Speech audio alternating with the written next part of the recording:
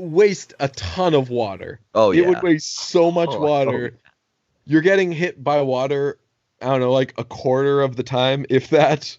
I don't believe that wasting water is a thing. I mean, it is. Brunch, hit it, boys!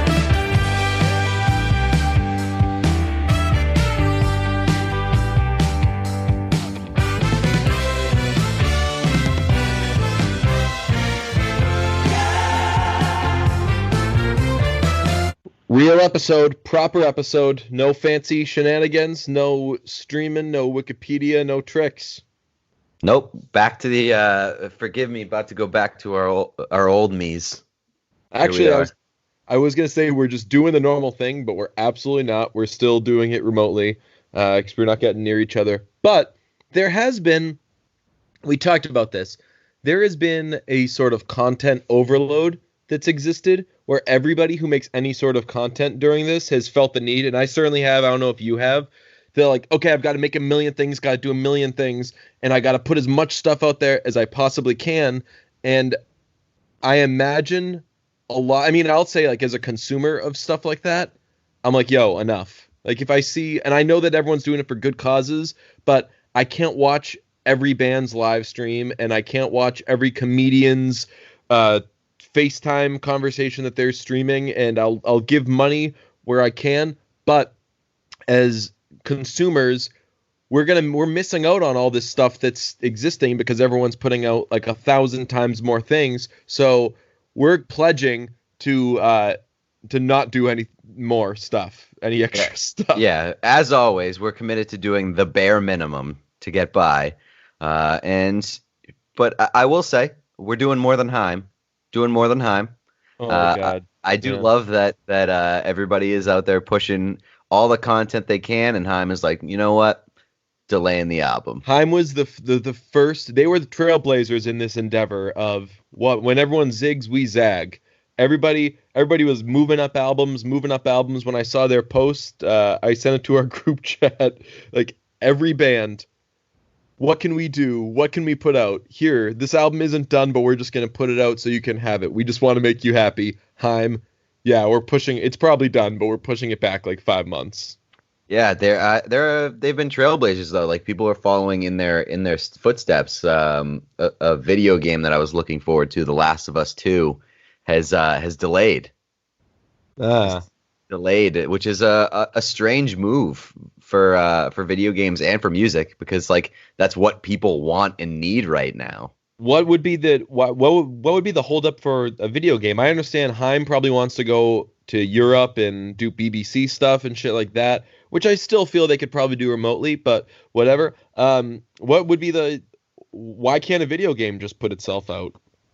They said for financial, for like economic and logistical reasons, but they did say that the game was basically done, which is interesting because you would think from like an economic and financial standpoint, this would be the time to put out a video game because literally people are just playing video games. But I mean, I guess like if people are getting laid off and trying to save money and things like that, and if they wanted to do the physical copy stuff, like a lot of games don't do physical copies anymore. It's a lot of digital downloads.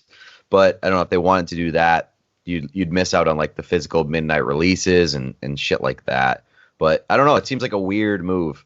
Call of Duty, the new Call of Duty, the Warzone, like they came out basically as soon as quarantine started. And it's literally been like the most popular piece of pop culture in the world since this whole thing started. So people have room for video games. Yeah, I would say, I mean, this is like the closest I've come to playing video games. So I would say that the video game market should be booming as long as they've got the means, as long as they've got the people. I've thought about a few times playing video games. I actually have been playing a lot of video games, but we'll get to that. What are you going to say?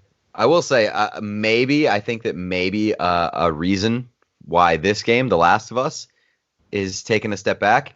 It's about a crock pot fire. Yes. No, it's about a post-apocalyptic, like post-pandemic world. So like, I think that maybe they're just trying to like distance themselves, being like, this is a little too on the nose.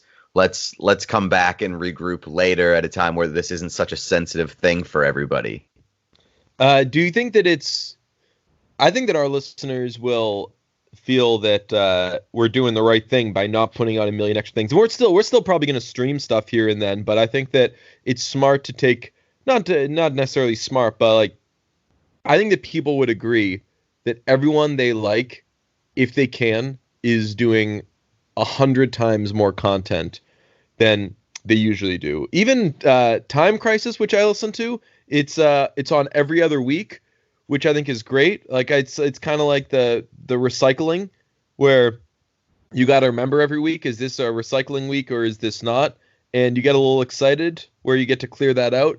And I get excited when it's Time Crisis weekend. It's on Sundays. And now they're doing it every week because they're being nice people and they just want to put smiles on people's faces. And even as someone who loves it, I'm like, I kind of miss the wait. I miss getting it every other. It's like binge watching versus seeing a show on regular TV. It's like you like that build up. You like being able to miss it a little bit. Right. That's the thing, right? It's like I don't know, it's like maybe similar to when the internet came out and suddenly porn was ubiquitous. Yeah. Right? And then it wasn't so exciting to be able to see like the scrambly channels. Exactly. The chase of trying to buy like a Playboy in Toronto when you're on vacation with your parents and you're like 12 and you figure that in Canada they'll sell it to you for some reason, which they did. This doesn't seem extremely specific. No, like things like, I don't know, people probably don't have that experience anymore because now they just like Google whatever they want and stuff. By the way, when I got that thing, I leafed through it and I was like, yeah, I'm not going to be like a porn guy. I don't want this. I didn't think this would be for me, but it's like when I watched wrestling as a kid, I knew that everybody liked it. So I was like, I'll try it out. And if I don't, the first second I don't like it, I will loudly declare, I don't like this. This is not for me. Nope, not for me. That's a man. I would hate to not have that quality. I like to imagine you rifling through a porn mag and being like, nope, not for me.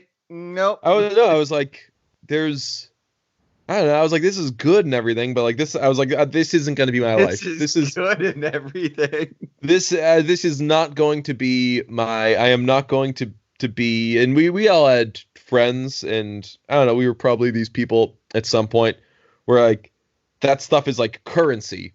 Yeah, yeah. Like, I don't know, like I had a friend who had like playing cards with like naked girls on it and stuff. And I was like, all right, well, but I can't really tell what these cards are. So if we're going to play, can we just use a real thing of cards? Right. Because that is I think easier. Feidelberg is a big physical porn guy. Like, I think he said that he gets drunk and then goes and buys like a magazine from a bodega like every weekend in New York or something. That's cool. I like the nostalgia of that. But again, so like I joked that I didn't care about that stuff, which I don't even know if it was a joke. But like that experience I think doesn't exist anymore, where someone will get, I don't know, like look forward to something that just isn't always there every second that you want it. That in this internet world, everything that you want is there always. And I thought that was already the case. I thought that we already had way more than we could ever want as far as content.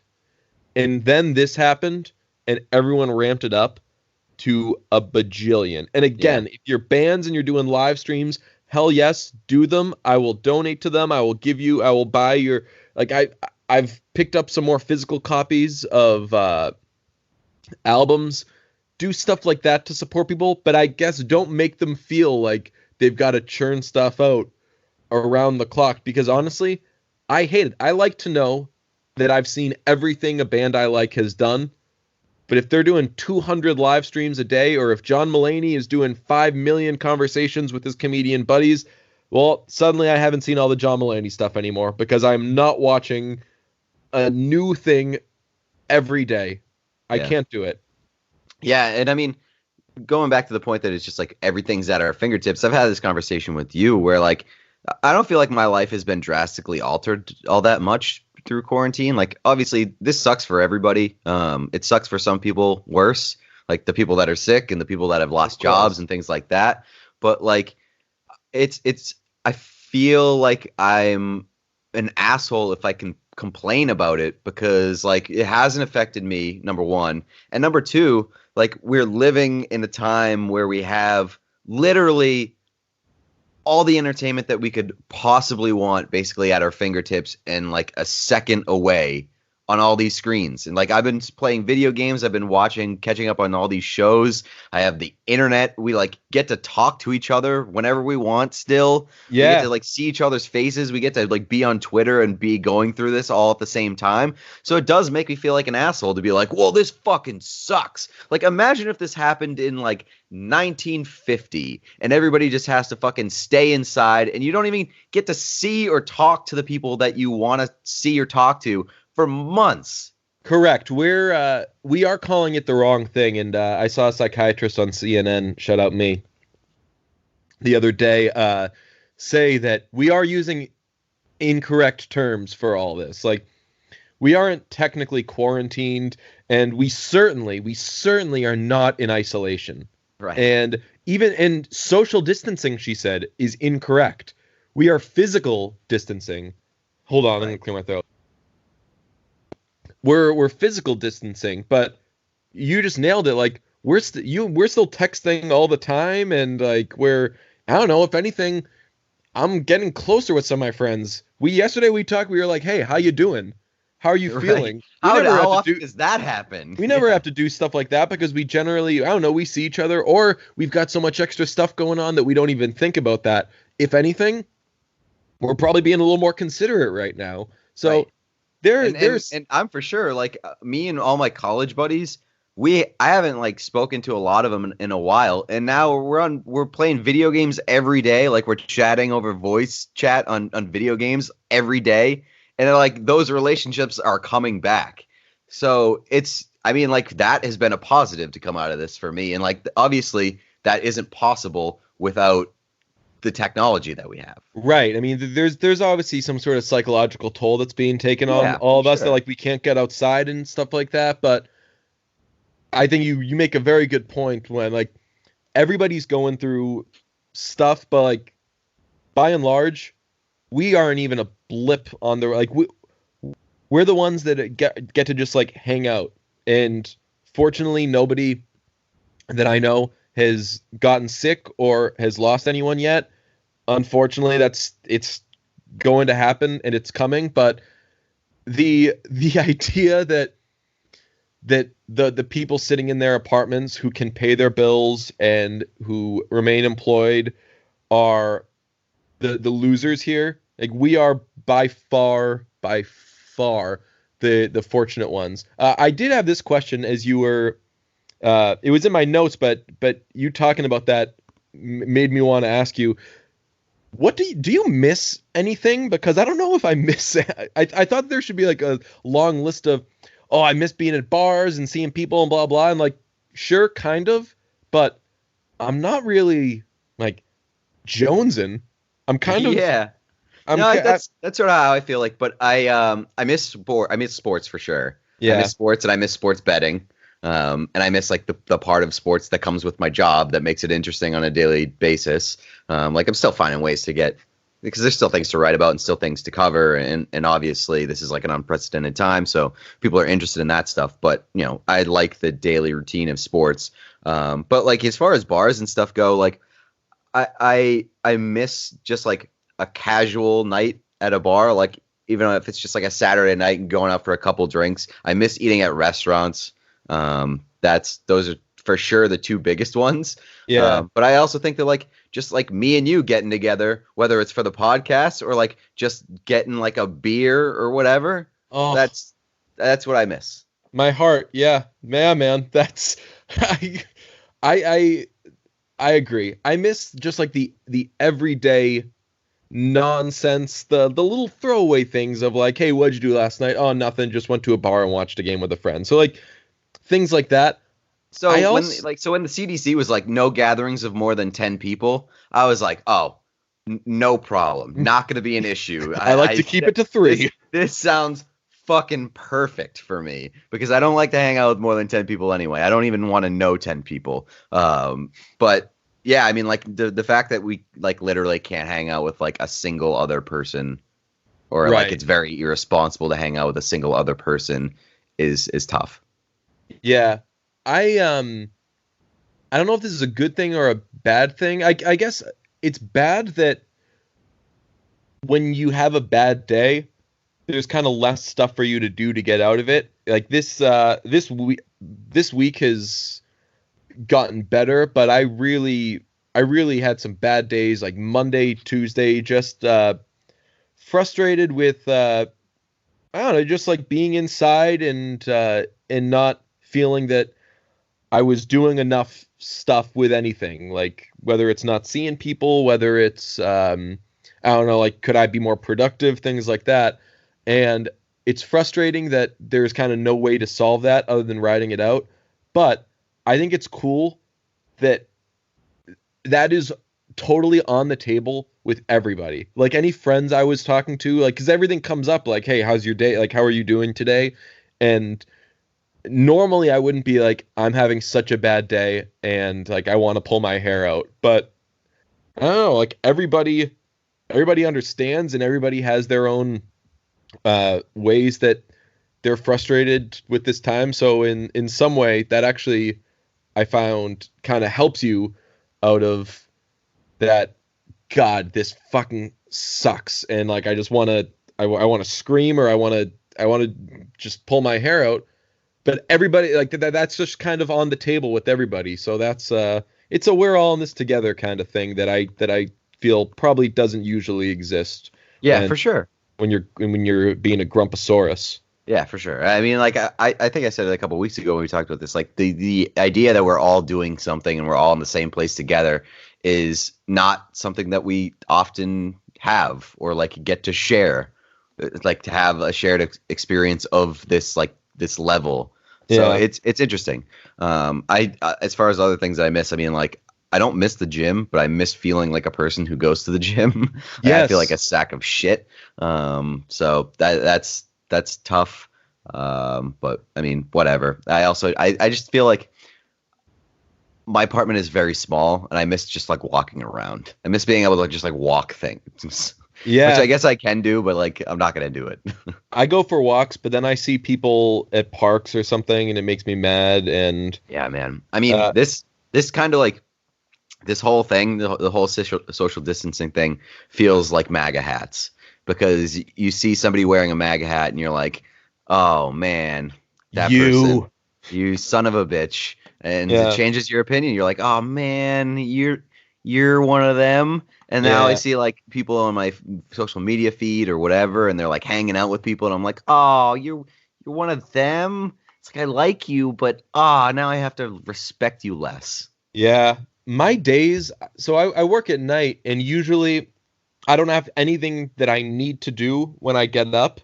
But as a way of breaking that up, usually I'll get up and I'll do like coffee, listen to some music, and then I either out of boredom or out of whatever, just I'll either go to a movie, I'll go to the grocery store, or I'll go to the gym, like something like that. And gym, rightfully, I couldn't think of and threw it on as the third thing.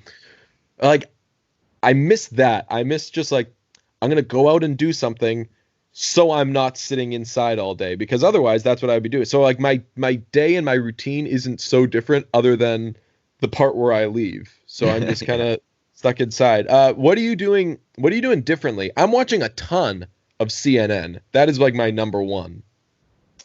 What am I doing differently? Not a whole lot, to be honest with you. My sleep schedule is very fucked up. Same. Like I've lost basically complete concepts of time, and I've been up to like 4 a.m., 4:30 a.m. every morning. Like last night I went to bed at 5:30 and I woke up to do TV at 7:30, and then I went back to bed for a couple of hours. So I'm running on like 4 hours of sleep right now. I don't know, like my sleep schedule wasn't great before, but it was certainly not this bad, and I just feel like I'm living life without consequences. Right. So Right.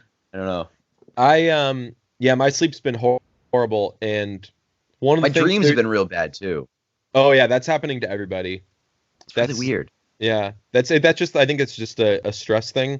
My oddly enough, like my sleep paralysis spells have been a lot weirder too. Oh no. Like normally, yeah, it's I don't know. Normally, you think that someone's like in the room, and this is weird. I've been getting like someone is pushing me. Like it feels like somebody is like pushing me into the bed or something like that.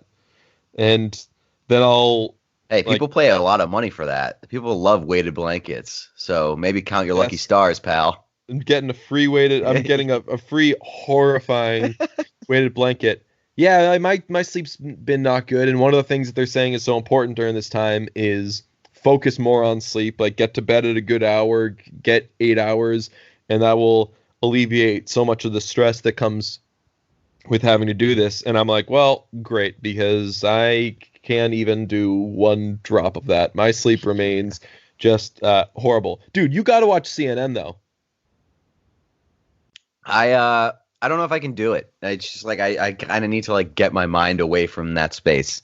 And I know that you've developed a fascination with Chris Cuomo. Oh yeah. I mean, like I appreciate it. I like Chris Cuomo.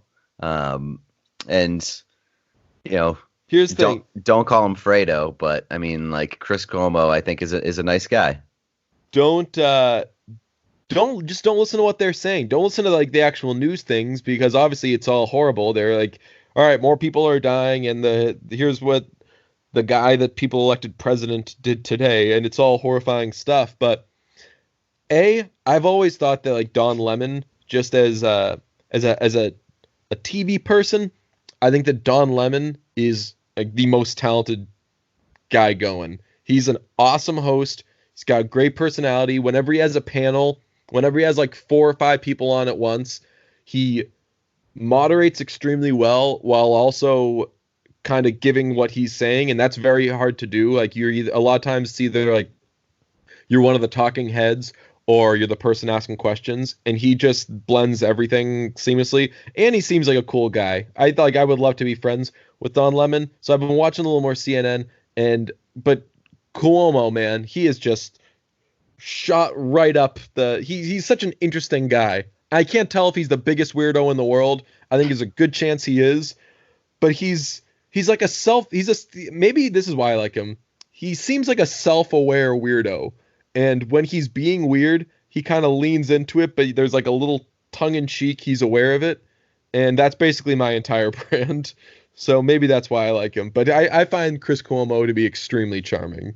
Yeah, he's like a weird one because, those people where you see them in, like, you get used to seeing them in a suit, and then you see them out of a suit, and it's weird. Right. And then there are those people where you, like, you see them out of a suit, and then you see them in a suit, and you're like, wow, this is fucking weird. I get both of those things with Chris Cuomo. Like when I see him on TV, I'm like, oh, this makes a lot of sense. He's very like well put together, and he looks good in a suit. And then I saw like that video of him like freaking out at a bar when he was called Fredo, and he was wearing like a hat, and he was wearing a t-shirt, and I was like, oh, he looks really normal like that too. So I don't know what video you're talking about. And when you said don't call him Fredo, I didn't know what you were talking about. I'm gonna have to go back and look this up.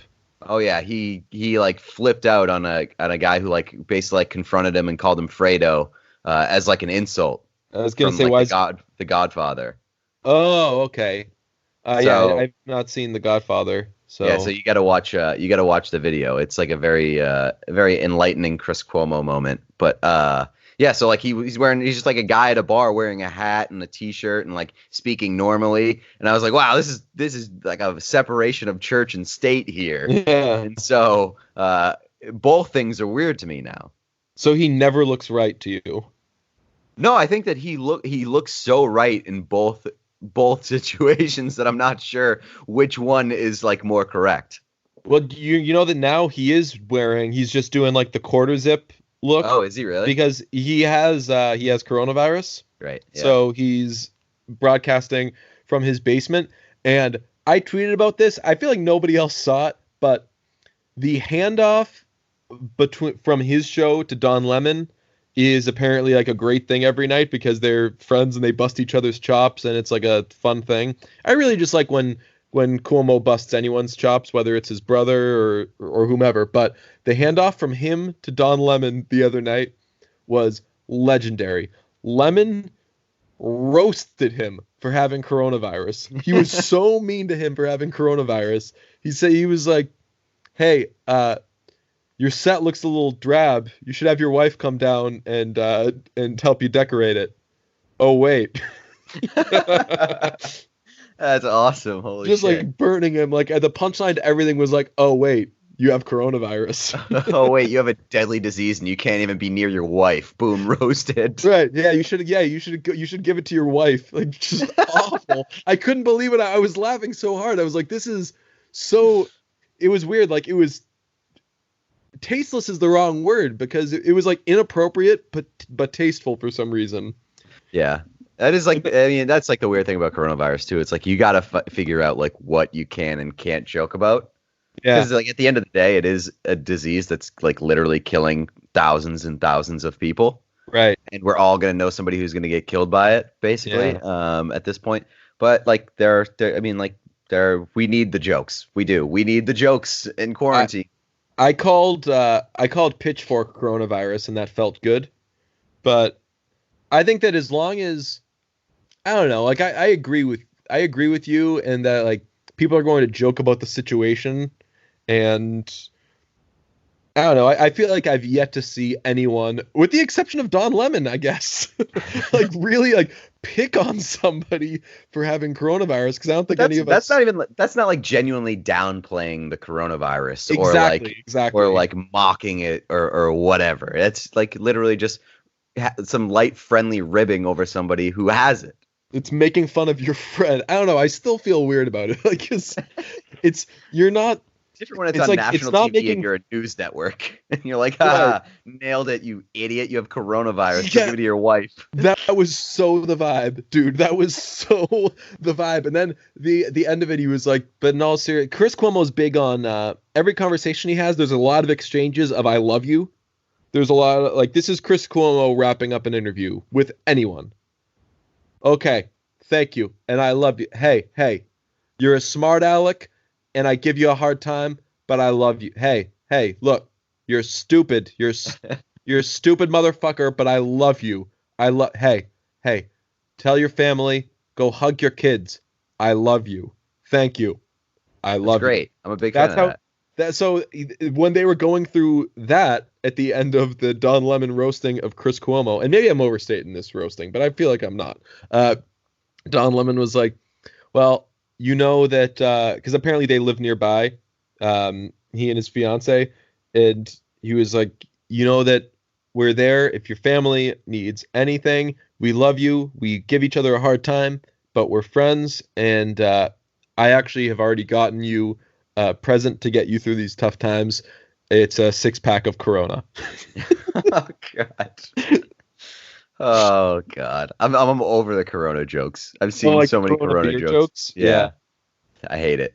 I was proven wrong. Apparently, the that thing where like 38% of Americans or whatever it was said they would never drink Corona again.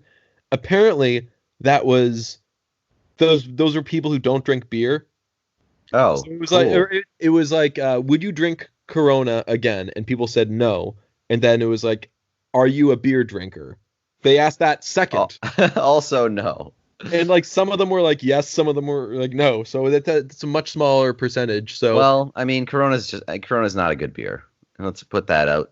That's a take. Corona's not good. Corona's fine. It's okay, but like you have a Corona with lime, and it is a much different experience than having a Corona without lime. Right. It's like, hey, this cereal's really good. All you gotta do is put some sugar on it, and it's great. Yeah. So like Corona, I think there are much better versions of Corona, but for some reason, Corona is like the most popular. But I guess that's not like a super bold take because like there are much better versions of Bud Light, and Bud Light is super popular. It's just like the mass-produced one. But like even like Pacifico is a way better version of Corona. Pacifico's pretty rad. Modelo is unbelievable. So Here's another thing I'm doing differently. Eating way worse at night. I wake up every day with a stomach ache. so do I, dude. I woke up this morning and I was like, "Oh my God, my stomach hurts so bad. Like so bad that I like didn't even know if I could eat drink coffee." Same. And you know what? Now that I think of it, maybe are you eating bad at night, or is it? Could it just be that we're stressed? Yeah, it could be stress. It just could also. I think that I'm eating worse, like I'm eating less. So it could just be like hunger pangs too, because I'm Nice. just not eating as much because I don't feel like going to the supermarket. I just instinctively said nice when you said hunger pangs because when things like champing at the bit, hunger pangs, things that people could easily say wrong, when Hunger they start to pains. say it, yeah, when they start to say it, like I get a little nervous, and then when they finish it, I'm like, yo, yes, good job. I'm my eating has basically been I wake up with a stomach ache, probably because I didn't end the previous day right. Don't eat for a little bit, have coffee, eventually do maybe like a bagel or something. Then I'll have dinner after I finish work, and then I'll either have beer or ice cream. But also I've been doing a lot of peanut M&Ms. So, Okay. and then I go to bed. So that's probably why I have a stomach ache every day. But I've been doing like way more a beer at the end of the night, or Yeah, I like do last night too. I did hot chocolate. Oh, Um, that's one way to fuck up your stomach real bad. hot chocolate. Yeah. For some Yeah, reason, maybe it's just me, but every time I drink hot chocolate, maybe it's great while you're doing it, and then afterwards you're like, oh that's a God. good point. I did hot chocolate and then I did some peanut M&Ms. I don't need to go to the grocery store for that many things right now, but I'm out of peanut M&Ms, and that's a It's a big no-no. I don't know if I can get through that. I That's mean, I'm definitely not that's going an to grocery. essential. Right. I don't know if and I never have any sort of snack or any food in the house, but now that we're in these times, I kind of always have to have peanut M&Ms. So I'm for sure not going to the grocery store on the weekend though. I'm concerned. People I talk to now, they say every time they've gone to the grocery store, no matter what time, there's a line down the street and it's chaotic, and that has not been my experience yet. So I'm concerned. Yeah, I haven't been in a couple weeks, but the last time that I went, it was fine. It was just like maybe a little bit busier than usual, but I'm nervous to go again. One because the crowds, and two just because like I have to wear like fucking gloves and a mask and Yeah, it's nerve-wracking. right. Yeah, so I don't know. But today's episode is actually we got a sponsor here. Cool. Today's episode is brought to you by Warby Parker, one of my favorite personal brands and sponsors of this podcast, because I'm wearing them on my face right now, and I wear them on my face almost every day. Warby Parker is committed to providing exceptional vision care online and in stores, although probably not in stores these days. They offer eyeglasses, sunglasses, eye exams, and contact lenses. Their glasses start at $95. They look great. They're awesome. They have all these different pairs and styles that fit your face, because if you wear glasses, you know, you can't wear every pair of glasses. Some of them look very stupid. Some of them look great. You got to find the pair that's right for you. That's why Warby Parker's free home try-on program is great. It allows you to pick 5 pairs of glasses and try them at home for free for 5 days. There's no obligation to buy. They ship them to you for free, and they include a prepaid return shipping label. You pick out 5 pairs, you try them on, and you just go to warbyparker.com/brunch to go ahead and do that. So, yeah, go do it. I mean, Warby Parker, they've got great glasses. They'll make you look all fancy schmancy. You know, these days, people are at home, stuck at home. They're putting on jeans just to feel alive. They're tying their shoes just so they remember what it feels like and how to have that skill once quarantine is over. So why don't you go get yourself a handful of glasses, put them on your face, feel like a new person, spice up your life, feel like you're doing a little something different in isolation. I know that getting a new pair of glasses makes me feel kind of like a new man. It's exciting. I kind of need that right now. So maybe I'll do a home try-on kit from Warby Parker. That has felt really cool the few times I've done it. I basically just like put on a shirt 5 minutes before I have to do TV, and that's kind of how it goes as far as dressing up. But last Saturday, I was home and I just put on some jeans, some boat shoes, and a little casual shirt, and I felt markedly different. I've been like getting into the habit of just showering so that I can feel like a human. Well, I don't get this. Everyone's like, "Oh, I'm not showering." Like, we have to stay clean during all this, you fucking idiot. Yeah. Yeah, I mean, so like in my normal life, I shower after the gym. That's like when I shower. Being somebody who works from home, if I skip the gym, I'm probably skipping a shower for that day. And like Oh, wow. That's nuts. yeah, so like showering is not necessarily like part of my daily routine, which sounds disgusting. The shower is a non-essential business to you. Yes, exactly. No, like it's just so tied to going to the gym, and I go to the gym every day. So like showering doesn't come to mind for me unless I'm sweaty and I need it after the gym. So now I've gone like a couple days and I'm like, oh God, I feel disgusting. I should shower. I should do this thing that is important. But I've also been doing TV lately too. So I do that before going on TV. And it's just like, now I just shower for fun because it's like I gotta do something and I gotta feel alive. So I'm gonna jump in the shower. Dude, welcome to the rest of the world. Showering for fun, showering to feel like you're doing something that's the friggin' American way, man. I talked earlier about I'll get up and I'll go to the grocery store for no reason when this isn't going on. The showering's another thing. Like, I'm just kind of hanging out. I already watched a few episodes of stuff. Then, all right, I'll just bang out a quick shower. And it's not a quick shower. You just hang out in there for a little while. Yeah. How many people do you think like are shower chairs a thing? Do people? Is that like a brand? It's too much like a bath. I guess. I don't know, it's man. Just like it's like taking a bath at a different angle, and also it's waterboarding yourself. That's a good point. No, but like a bath is soaking in your own filth. I think that's the biggest downside to a bath. But like if you get like a shower chair, I think that could be a Shark Tank idea. It's like a cool little shower chair. You set up and you just like you're hanging out in the rain, man. You're hanging out in controlled rain. Are you facing away from the stream? Because otherwise you're waterboarding yourself. I think that it has to be like at the perfect position where it's not hitting your face. Maybe it's just hitting like your upper chest. So that's the thing. You would have to change the angle of the stream where it goes straight out and then falls onto you, because the appeal of the shower is it hits your head and your shoulders. That's where you want the contact to be. But if you're sitting in the shower and you're in a chair, it's coming down and it's either hitting you in the like chest or groin region, and you don't want that. And if you make it go higher, again, you're waterboarding yourself. Yeah, I also think that there's like a certain grossness to sitting down while naked. Yeah, like it's like sitting down is nobody looks their best when they're sitting down. Right. Things are just like stomach kind of things are like on itself. Yeah, things are like hanging over different parts and all that kind of grossness. So maybe this is a bad idea that I need to flesh out a little. I mean, more. I do. I think it's a bad idea, but I want to work on it. Like I'm entertaining it. I think that it could be something. Not what it currently is, because it's a bad idea.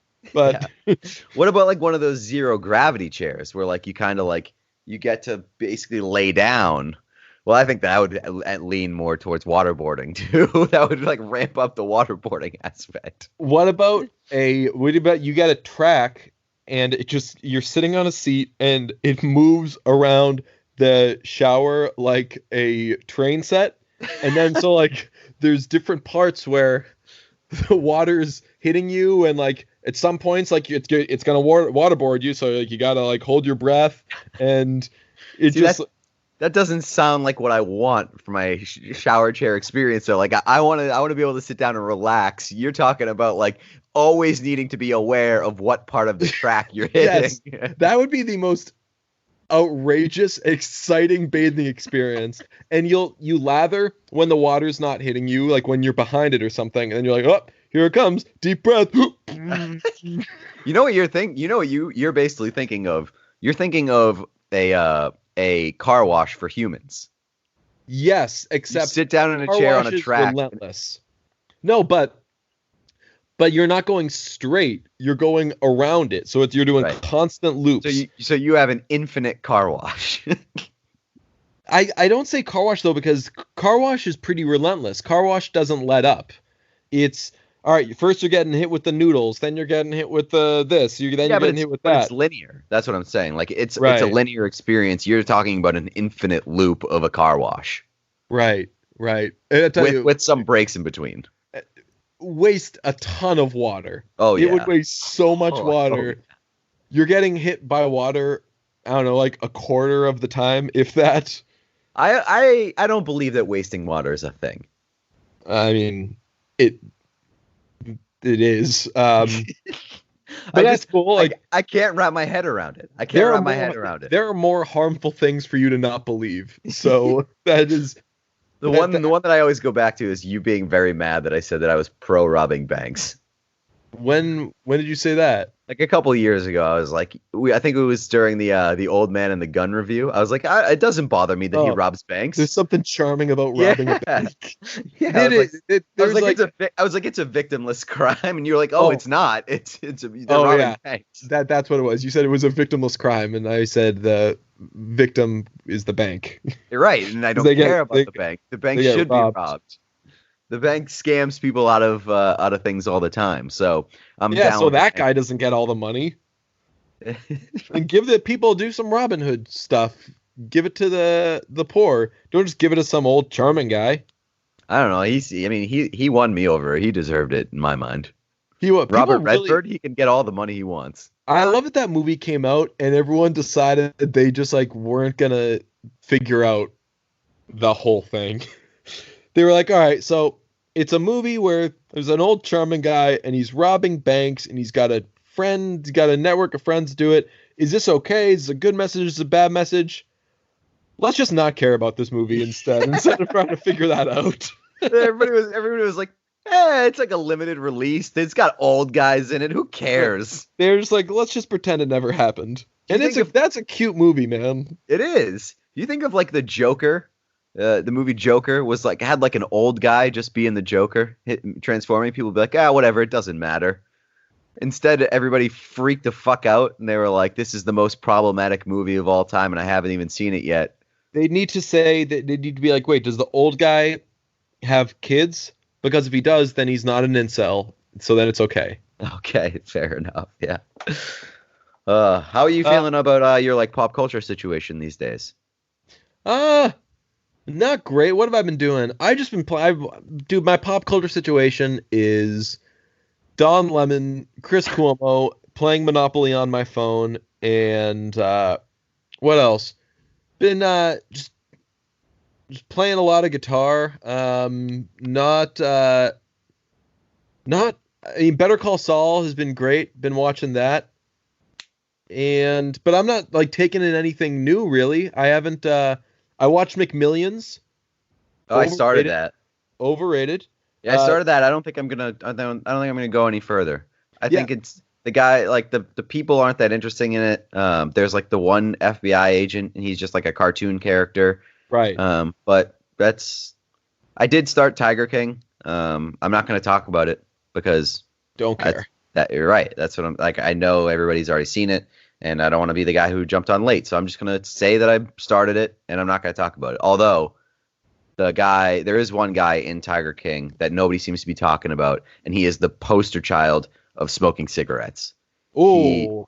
He is this old guy with a cool hat, and he's in a bar, and he's in the bar with the pack of cigarettes and the lighter in front of him, and he's got yellow teeth, and he's got the deepest, most cigarette-y voice of all time, and he's just a guy that I just want to talk to, because he's been around the block, sitting at a table with a packet, not being able to be more than a foot away from a pack of cigarettes. Oh, you're telling me.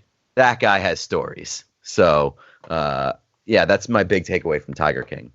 That's awesome. Would it be mean if we did some sort of quarantine challenge? Where you give people weird tasks to do when they're already probably going crazy from sitting inside? Hey, everybody, we know that you have a lot of time. watch yesterday 3 times in a row. Yeah, I'm over the quarantine challenge things. Like the push-ups. Don't tell me what to do. Oh God, that was. I'll tell you. A lot of people were in on this. I was in very early on. No. Yeah, same. No, not doing yeah. that. Right. Even like the relatively harmful, not annoying stuff, like the see a pup, send a pup. Like I'm a big fan of dogs. I'm the biggest fan of dogs you'll ever find. But you know what? Don't tell me what to do. If I want to share a picture of my dog, I'll share it on my own fucking time. Why don't you go ahead and mind your own business? Right. I live by the Sheryl Crow rule, which is if it makes you happy. Like if I don't dig something and it's popular, I'm so happy that that thing exists because it's brought people joy, and that makes me really happy. I would hate that if something I liked didn't exist, but I'm not going to do those things if I don't like them. Like especially that challenge, man. How is it a challenge to do push-ups? 10 push-ups. It's only 10? It's 10 because push-ups. I'll tell you what, I've been pulling a Stanley, and I've just been doing 20 push-ups a day by myself and not telling people about look it. At you. I've now told people about it. Very brave that I've been keeping it to myself. But that's not a hard thing to do. Anybody can do that. Right.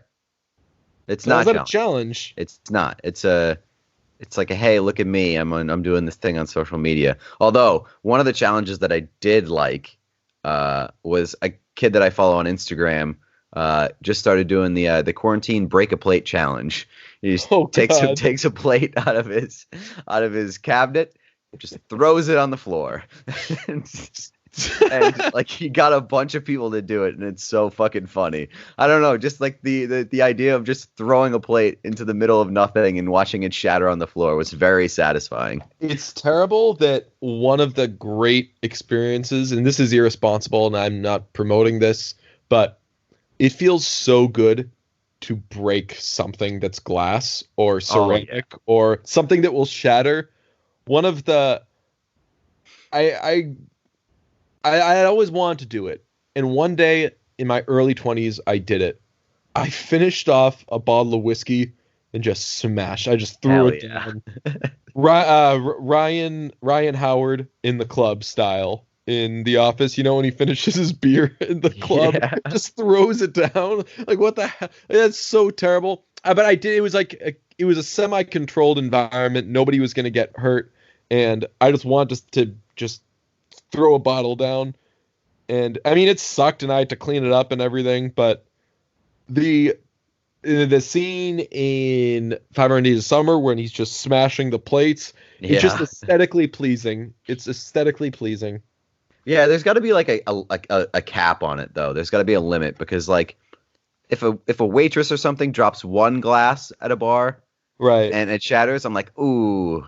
That sucks for you, but thank you. I kind of needed that. And then if she drops like a tray, I'm like, oh, that just fucked up like a handful of people's days. Right. So, it's got to like toe the line between satisfying and like giving me anxiety based off of how much it's fucking everything up. One thing that I did watch, and also I picked the wrong year to do the 365 movie challenge, by the way. Could have been really thriving this year right now. But no, I haven't been watching too much. I did watch. I watched The Perks of Being a Wallflower yesterday, which it's very old at this point. I don't know how old. I've never known what that is. Everyone talks about it. I've never known what it is, and I still haven't Googled it. It's a 2012. I thought it was older than that, so it must have been like the 8-year anniversary pretty recently because everybody was talking about it. And that big 8-year anniversary. Yeah. I mean, we need all the things. No number after 8 because it's just 8. Two Olympics, man. That's how long we wanted Taylor Swift to go away for. That's right. So, I watched that movie having basically no idea what it was, but knowing that it was a very popular thing that people were into, especially like in high school. Perks of Being a Wallflower was like fucking super popular when I was in high school, the book among high school girls. So I thought it was just like a girly thing, but I mean, I'll tell you, that movie exists, man. That movie was fucking fantastic. and it's gonna stick with me for a little while. Definitely not perfect. Like it has its cheesy moments and whatever, but like Emma Watson's in it, Ezra Miller's in it, Paul Rudd's in it, Logan Lerman. Like it's a great time. Well, I will watch it because I don't have shit else to do. You could have just said it was the worst thing in the world. You could have said it was the best thing in the world. All you need to do is name something to me, and as long as it doesn't have a name like Tiger King, I'm probably going to check it out now. I think you'll like it. It's about like these outcast kids who kind of like form their own like gang and whatever. Not a gang, but like they just hang out with each other to like survive high school. And they like bring in this new kid who has some mental health and like he's like a not like a problem child, but he's got like his demons, and he's trying to like just make it through, man. And they like bring him in and welcome him in when he has no friends, and like it's just a story of them, like a coming of age tale, and it's amazing. That's lovely. Have you watched Dave yet? I have. I watched 2 episodes. Oh, so first episode good, second episode okay, right? Yeah, I would say that's pretty much how I feel about it. Like I didn't even think the first episode was like amazing. It was enough to get you though. It's like mindless entertainment. Yeah, like it's perfect for where I'm at right now, where it's like I just need something to watch, just need something to pass the time, and like it's funny enough and interesting enough to keep my attention. So I'm gonna keep watching it for sure. That's a perfect way of putting it. It gets good it gets like. You have bad episodes and good episodes ahead of you. Again, I'm not ready to say that it's like a great show or anything, but it's a good mindless thing to watch, and there are some good characters, especially Gata. Gata's my guy. Yeah. I didn't realize that Little Dicky was like so aloof and like so goofy. Like I know that his like shtick is goofy and that he's a funny person who like has all these satirical rap songs and a good sense of humor. But he is just like a fucking goofball. Well, I mean, getting to the overload of getting back to Overload, there's definitely been a neurotic man overload, and I think that has helped me in my life. But I'm also aware that now everything is about a dude who's neurotic, and being neurotic doesn't feel as cool as it used to. That used to man, be you were like the trailblazer. Like you were like the guy. You were the neurotic guy. I wouldn't say that, but like that was that's in your world. That's just like right. That's like always just been my personality, and now I'm seeing that there's so many more people like that, and that's great. But now it's becoming a weird thing where like being neurotic is cool, and I'm like, yo, come on, I was never, man. That's so unfair. That's so unfair that like now it's a cool thing, because I'll tell you, it was never cool when I was doing it. Yeah, like I get that. Yeah, I understand that. Like it's always a weird experience when something that like you like and that you connect to has gone mainstream. Right. Being a weirdo is now cool. Yeah. So I don't like that. Hey, this has been a lovely chat though. It has. I miss you, man. I miss you too, dude. But I like that. We're still talking and we're still texting and I don't know. Like I physically miss you, but I like that. Like we still got each other during this, and I hope that everybody else is doing that with their friends. For sure. And if not, we'll be your friends as best we can. As long as it doesn't involve us doing a bonus extra thing, because we're being very brave, and for you, the consumer, we are not doing anything extra. Except the Twitch streams. We're still gonna do extra. We're gonna do the Twitch streams, but that's for us and not for you. Like let's put that down right on the table. We're not doing any extra stuff for you. We care about you during this quarantine period, but we know that you have your sources of entertainment. You don't need us. We need us. We need us to get by. We're gonna do the Twitch streams for us. If you want to come by and hang out, by all means, go for it.